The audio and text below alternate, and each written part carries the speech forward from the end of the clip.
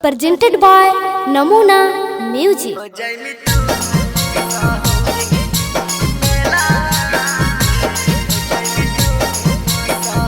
Mixed by SP Nitesh.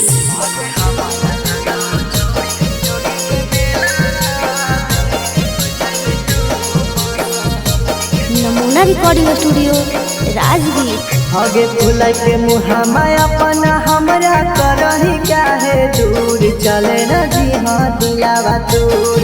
आगे फुला के मुहामा अपना हमरा करही काहे दूर चले न जी हाँ दिलावा दूर।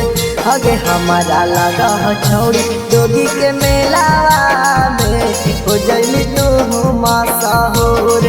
आगे हमारा लगा छौड़ी जोगी के मेलावा में हो जइली तू मशहूर। आगे फुला के मुहामा अपना हमरा करही काहे दूर चले न जी हाँ दिलावा दूर।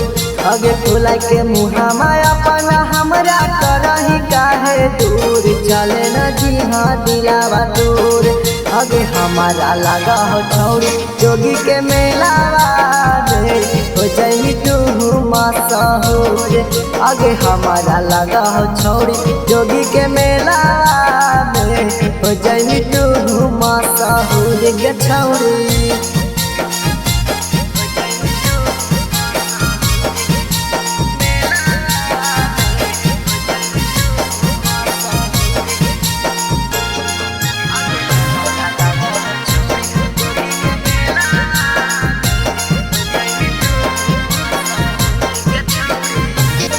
आगे चल हाँ देखे दोगी के मेला लगा है बड़ी भीड़ गे। चाट छोला चाउमीन खिलाई और खिलाई पानी गे गे चला।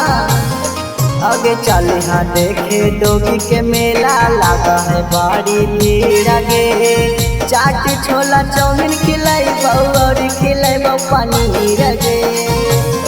आगे दशमी दिनावा लगा है मेलावा ना है बड़का दूर घूमेला जई जरूर। आगे दशमी दिनावा लगा है मेलावा ना है बड़का दूर घूमेला जई जरूर। आगे हमारा लगा छौड़ी दोगी के मेलावा में हो जइली तू मशहूर।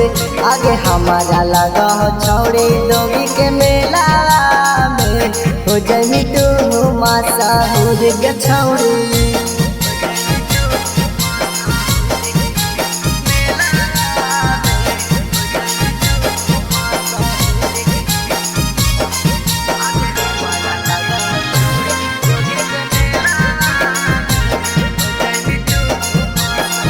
नमूना रिकॉर्डिंग स्टूडियो राजगीर।